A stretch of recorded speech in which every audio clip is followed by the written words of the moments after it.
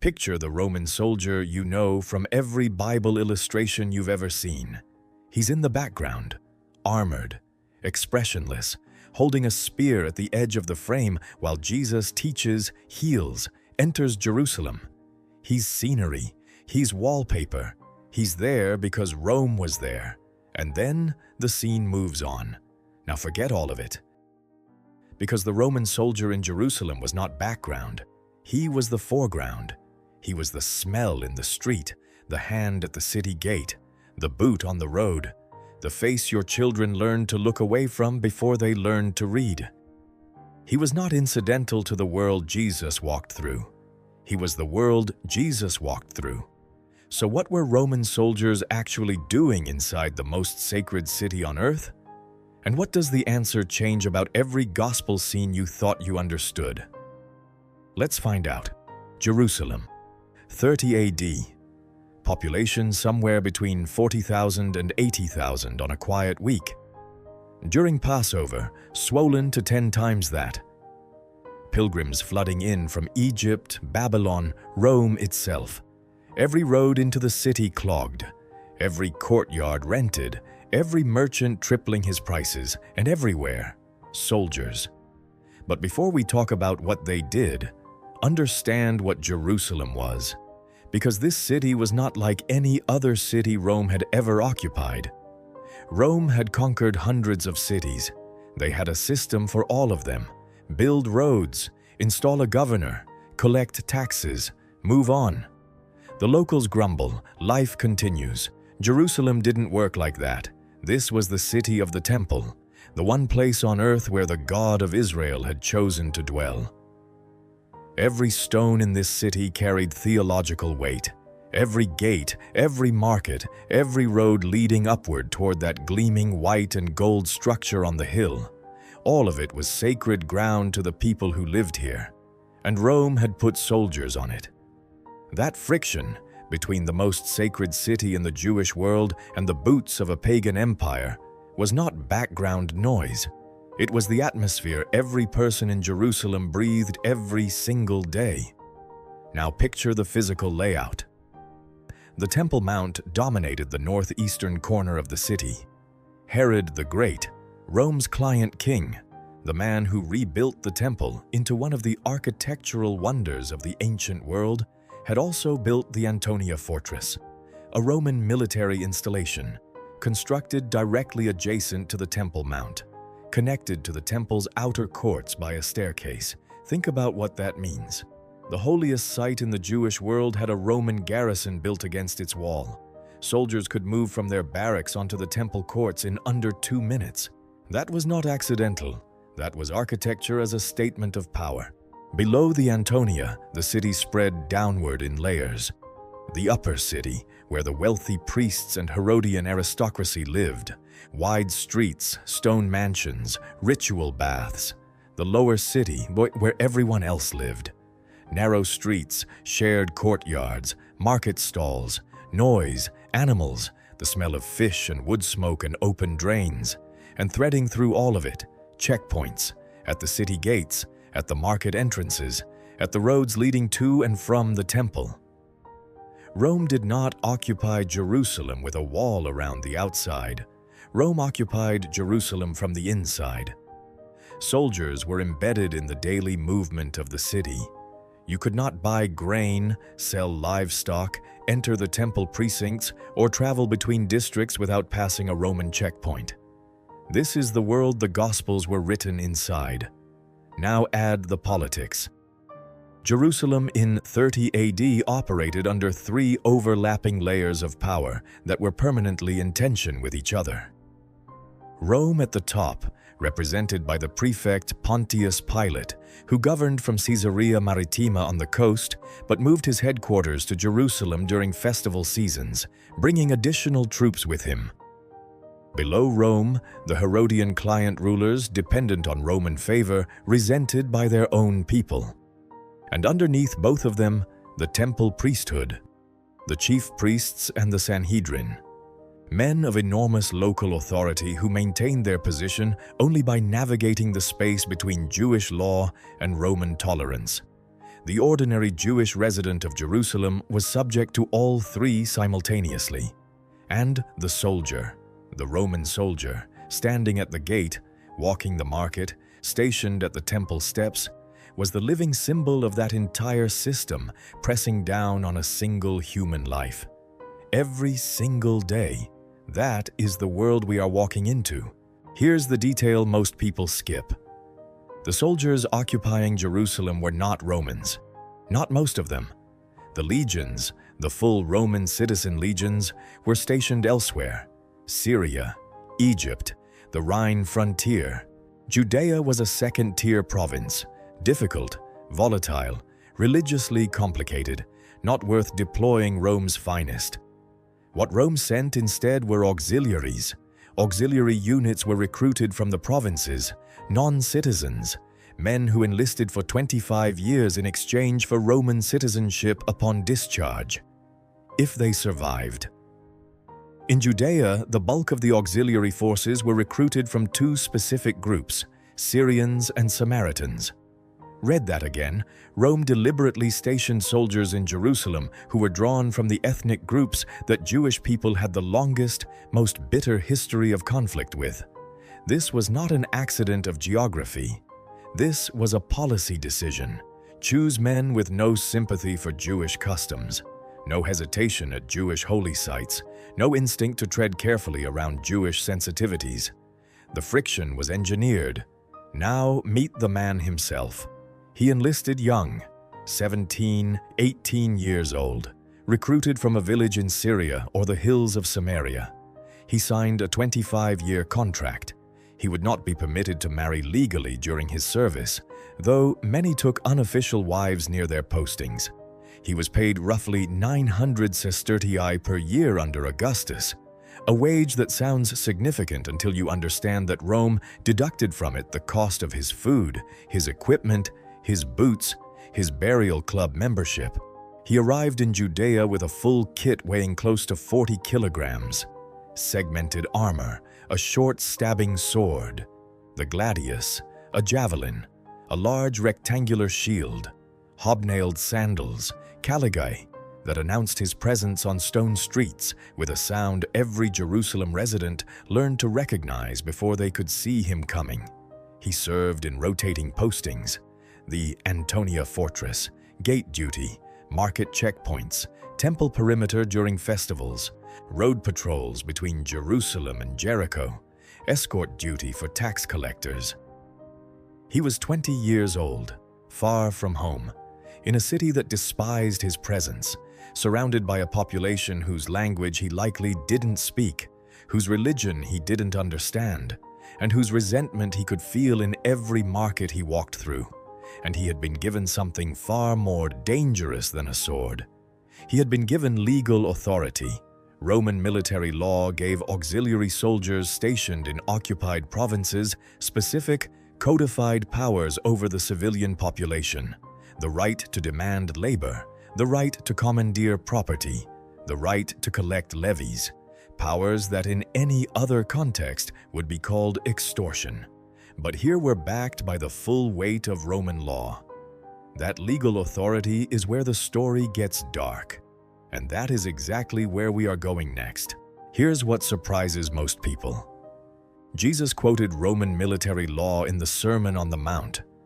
Not metaphor, not poetry, law. If anyone forces you to go 1 mile, go 2. Every person sitting on that hillside knew exactly what Jesus was talking about. They didn't need it explained. They had lived it. Some of them had lived it that same morning. The Roman military operated under a legal statute called Angaria. It was empire-wide, codified, enforceable.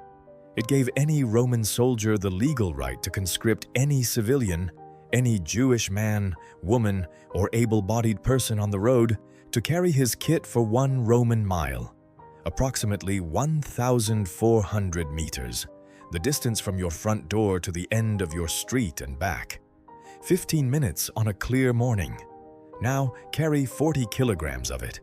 You could be walking to your field, walking to market, walking to the temple. It didn't matter. A soldier pointed at you. and you carried. You had no right of refusal. Refusal was not non-compliance. Refusal was a criminal act. Now anchor that number. A Roman auxiliary's full pack, his armor, his weapons, his tent sections, his tools, his rations, weighed between 35 and 40 kilograms. The Romans had a name for it. They called it impedimenta, the burden, and it was your burden now, for 1 mile, whether you were young or old, whether you had somewhere to be, whether your own work was waiting. 1 mile of carrying Rome on your back. Find one man on that road. He is 43 years old, a carpenter from a village outside Jerusalem, in the city to buy timber. He has a wife, 3 children. He has already paid his temple tax this week and his road toll this morning. His back is not what it was. And now a Syrian auxiliary with dust on his armor and no interest in his name has pointed at him, and he is carrying 40 kilograms of Roman military equipment down a Jerusalem street while his own work stands still. He will not look up. He has learned not to look up. At exactly 1 mile, to the inch because Roman soldiers measured, he stops, sets the pack down, turns to go, returns to his morning as if the last 20 minutes did not happen. Because that is what you do. That is survival. And then Jesus says, "Go to." Here's the detail that changes everything. The second mile was not submission. The second mile was a seizure of power. Under Angaria, the soldier controlled the first mile completely. He had the law. He had the weapon. He had the empire. But if the civilian chose, freely, without coercion, to carry the pack a second mile, the dynamic inverted. The soldier was now in an uncomfortable position. He had not ordered this. He could not account for it. Roman military law placed the soldier in an impossible position. He had no jurisdiction over a voluntary act. A civilian who chose to keep walking had stepped outside every category the empire had built to control him. The second mile put the soldier on the back foot. Jesus was handing them back their agency, 1 extra mile at a time. That is not a gentle sermon on a hillside. That is a masterclass in power. But notice what Jesus never said. He never said fight. He never said flee. He handed people back a freedom Rome hadn't realized it left unguarded. The freedom of the will. The empire could own the road. It could not own the step. That is not political strategy. That is the operating logic of a kingdom Rome had no category for. But the Angaria was only the beginning. Here's the deeper layer. Roman soldiers in Jerusalem were not just a military presence. They were an economic one. And the economic system they enforced was designed, with surgical precision, to extract maximum wealth from a population that had almost none to give. Start with the checkpoints. Every major entry point into Jerusalem had one. The Damascus Gate, the Jaffa Gate, the roads leading down from the Mount of Olives.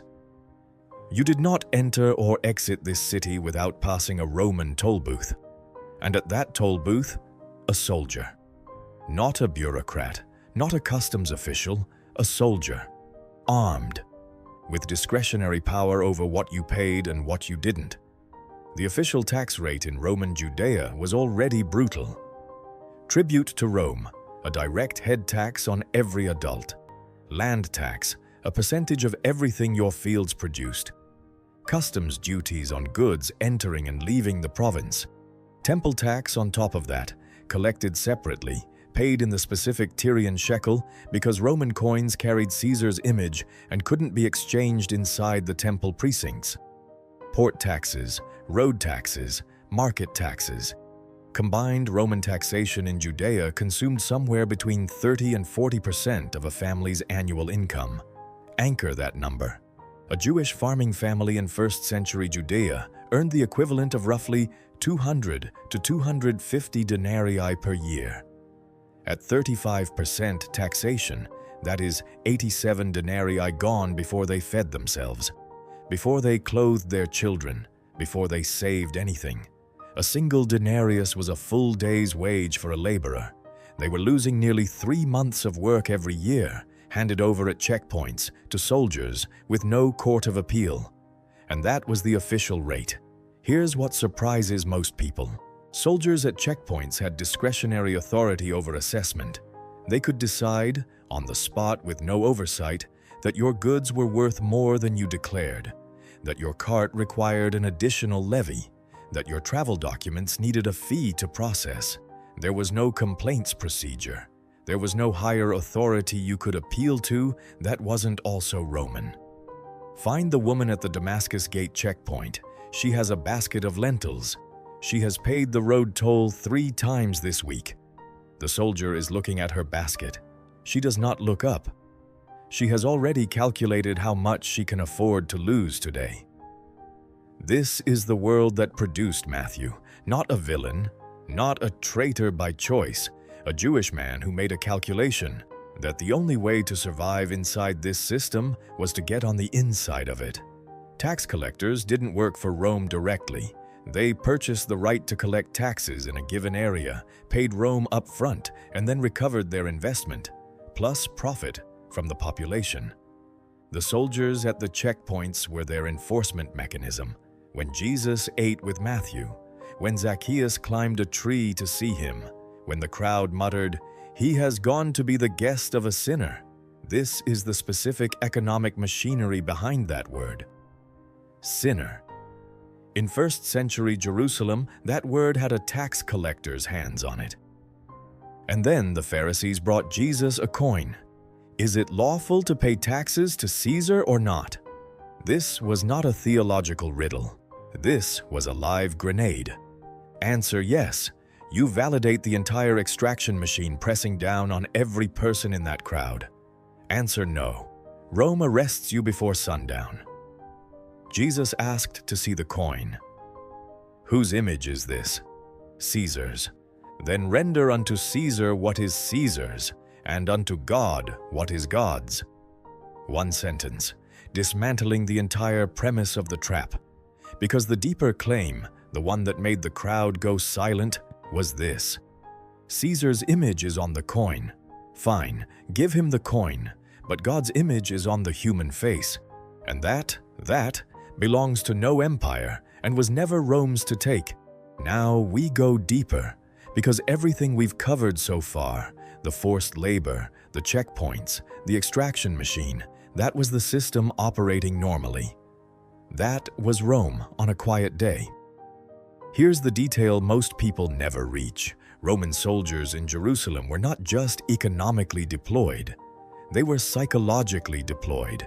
And the psychological operation they ran against the Jewish population of Jerusalem was more calculated and more brutal than anything we've covered so far.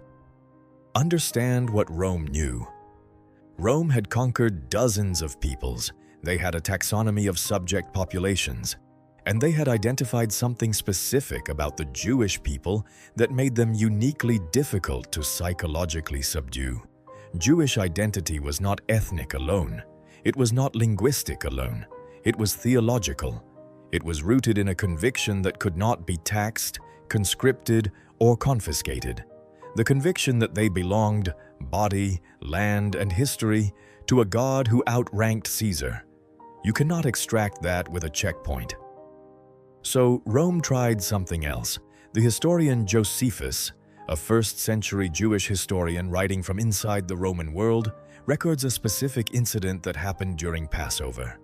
A Roman soldier stationed at the temple perimeter deliberately exposed himself to the crowd of Jewish pilgrims gathered in the outer courts. This was not a rogue act. Josephus records it as one instance of a pattern. Soldiers stationed at the temple during festivals, the most sacred moments of the Jewish calendar, when Jerusalem was at maximum population and maximum religious intensity, were documented engaging in deliberate acts of provocation, ritual desecration, calculated humiliation, designed to communicate one message with absolute clarity. Your God cannot protect you from us. The riots that followed were not the point. The riots were the outcome Rome could manage. The point was the humiliation itself. The point was that every Jewish person who witnessed it carried the memory of it into their homes, into their prayers, into the way they lowered their eyes when a soldier walked past. Psychological occupation is not about controlling bodies. It is about controlling the story a people tell about themselves. And then there is the crucifixion. Here's what changes everything: the crown of thorns, the purple robe, the reed placed in his hands as a mock scepter, the soldiers kneeling before him. "Hail, King of the Jews!"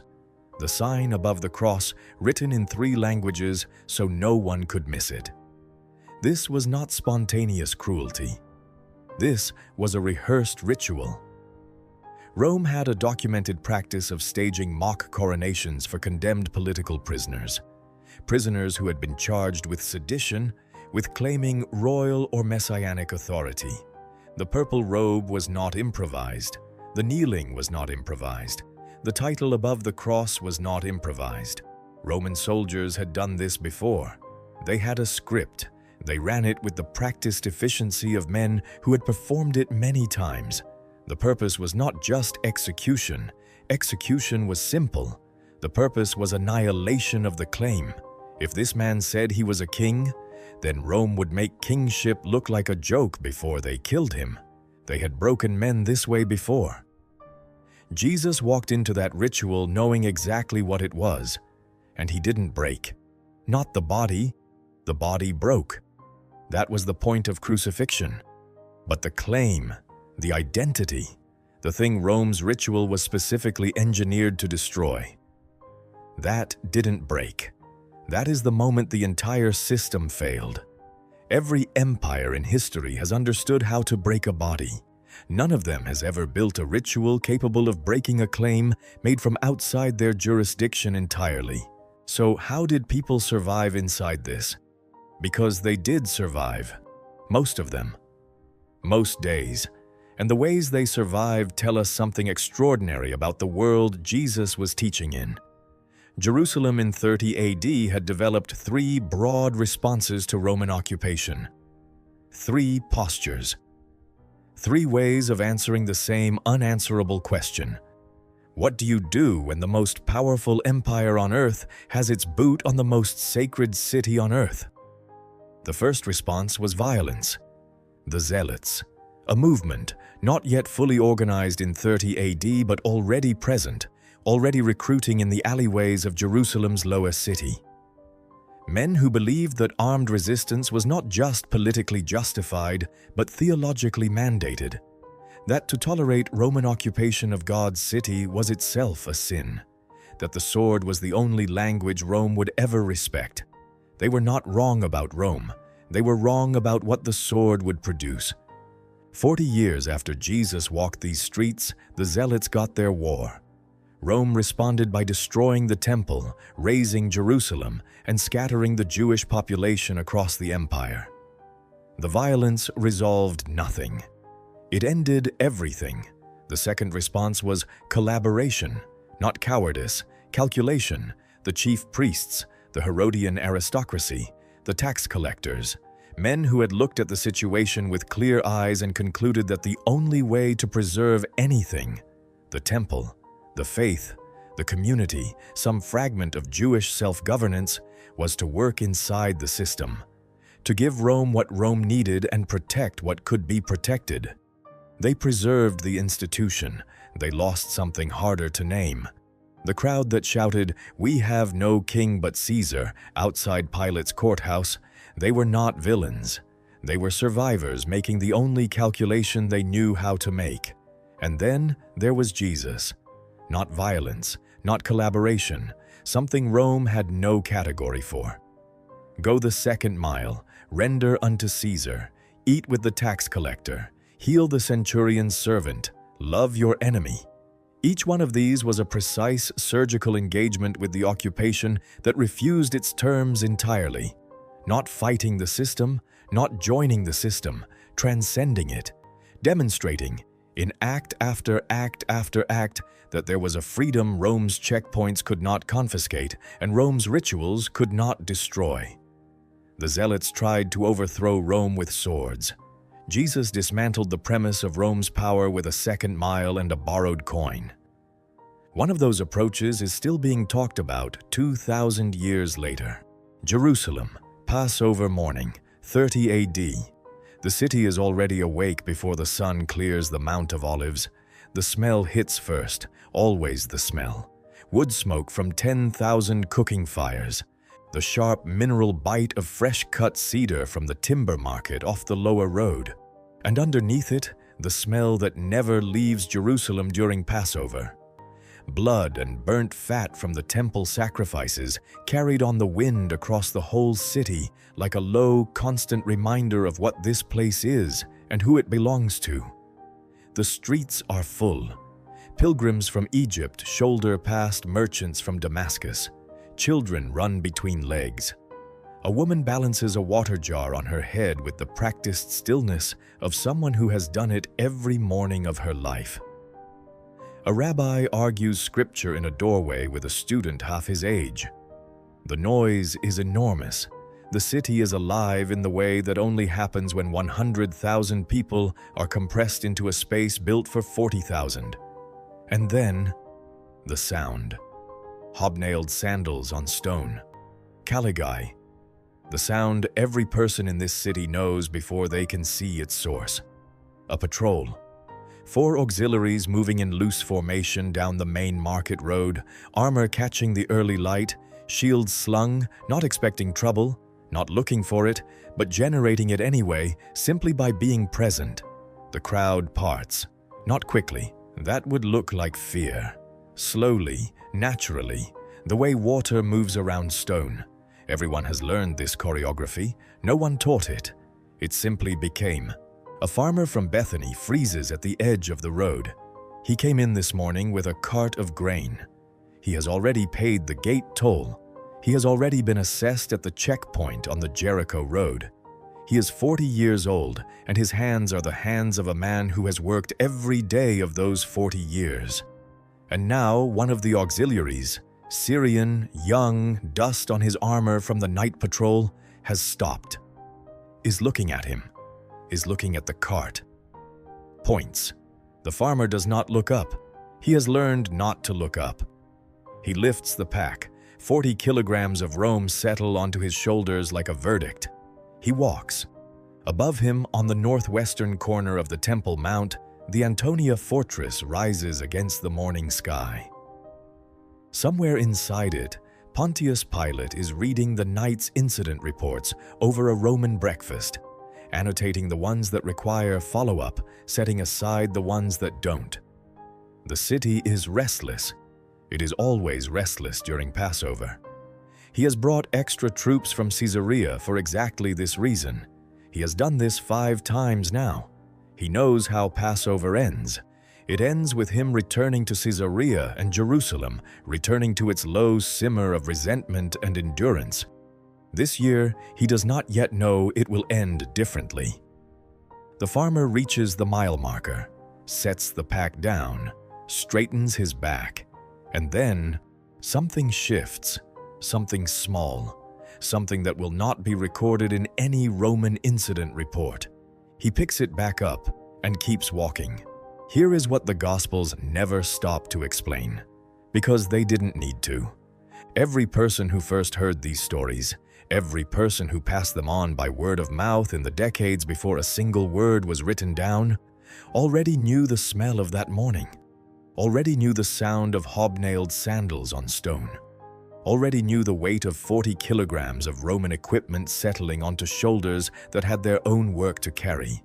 They didn't need the context explained. They were the context, which means that when Jesus said, "Go the second mile," they felt it in their backs before they understood it in their minds. When he said, "Render unto Caesar," they heard it with the checkpoint still fresh in their throats. When he ate with Matthew, they knew exactly what that table cost him in the eyes of every person who had ever paid a toll they couldn't afford. The Gospels were not written in a vacuum of gentle religious sentiment. They were written inside an occupation.